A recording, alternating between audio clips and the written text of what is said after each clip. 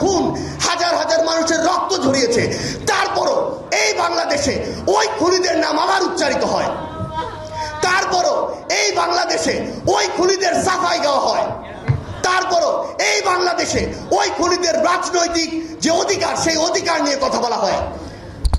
যেই খুনি বিগত 16 বছরে পরিবারের কয়েকজনের খুনের মায়া কান্না করেছে, সে যদি মায়া কান্না না করত, ওই খুনি কিভাবে 2000 মানুষকে খুন করতে পারত? এই খুনিরা এরা হচ্ছে এক একজন প্যাথোলজিক্যাল কিলার, যেই কিলার ওই গোপালগঞ্জের শেখ পরিবার থেকে উঠে এসেছে। এই খুনি বিগত 16 বছরে বাংলাদেশের মানুষকে নানাভাবে খুন করেছে, কিন্তু তারা মিডিয়া সহ পুরো বাংলাদেশকে জিম্মি করে রাখার জন্য এই খুনি যেটি করেছে এই খুনগুলোকে সামনে আসতে দেয়নি। এই খুনি বাংলাদেশ পুলিশের মতো একটি প্রতিষ্ঠানকে টিস্যুর মতো ব্যবহার করে বাংলাদেশের মানুষকে নরপশুর মতো এভাবে খুন করেছে। আমরা আজকের এই মঞ্চ থেকে পুরো বাংলাদেশ পুলিশ নামক এই যে প্রতিষ্ঠানটি, আপনাদের উদ্দেশ্যে একটি কথা বলতে চাই। আপনাদের পোশাক দেখে এখনো আমাদের ভীতির সৃষ্টি হয়, এখনো আমাদের মনে ঘৃণার সৃষ্টি হয়, এবং এটার জন্য যেমন ওই খুনি হাসিনা দায়ী, আপনাদের ব্যক্তিত্ব এটার জন্য দায়ী। আপনারা ক্ষমতার লোভে, পদের লোভে ওই পোশাকটিকে ধারণ করে অপব্যবহার করে সারা বাংলাদেশে নানা রকম কুকর্মে সহযোগিতা করেছেন। ওই বাংলাদেশ সেনাবাহিনী যদি চাইতো 10,000 মানুষকে 5 তারিখে খুন করে ওই খুনি হাসিনাকে মসনদে বসিয়ে রাখতে পারতো, তারা কিন্তু সেটা করেনি। তারা তাদের প্রতিষ্ঠানের সম্মানের কথা চিন্তা করেছে। আপনারা কিসের কথা চিন্তা করেছেন? আপনারা চিন্তা করেছেন আপনাদের পদবীর কথা, ওই খুনির হুকুমের কথা, ওই খুনির দাসত্বের কথা। আবার এই যে মা বাবাদের জীবন গিয়েছে, রক্ত গিয়েছে, এই পরিবারগুলোর উত্তর আপনারা আজকে কিভাবে দিবেন? আজকেও এত খুনের পরে, এত জীবনের পরে নতুন করে এই বাংলাদেশে আবারও কিছু পুলিশ সদস্য ওই পোশাক পরে আবার টাকা নিচ্ছে, আবার দালালি করছে, আবার দাসত্ব করছে, আবার একটি দলের হয়ে কাজ করছে। বুকের মধ্যে যদি এইটুকু ফাটা না থাকে, দয়া করে ওই পোশাকটা খুলে রেখে চলে যান।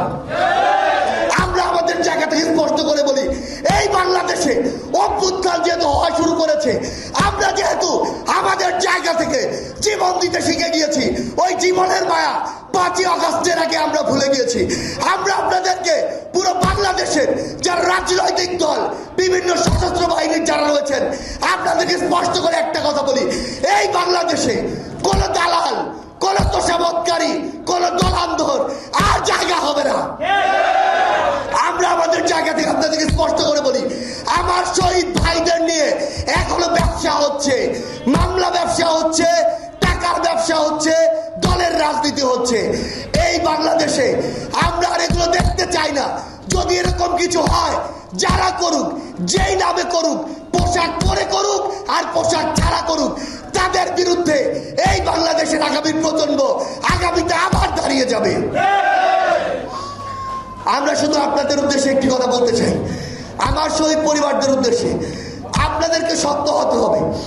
আপনারা যদি শক্ত থাকেন, আমরা আপনাদেরকে বলছি, আপনাদের এই খুনগুলোর বিচার, আমাদের ভাইদের, বোনদের, মাদের, বাবাদের এই খুনগুলোর বিচার এই বাংলাদেশে নিশ্চিত না হওয়া পর্যন্ত যদি এই বাংলাদেশের কেউ কথা বলে, এই বাংলাদেশের কোন একটি প্ল্যাটফর্ম কথা বলে, বৈষম্য বিরোধী ছাত্র আন্দোলন আপনাদের জন্য কথা বলে যাবে।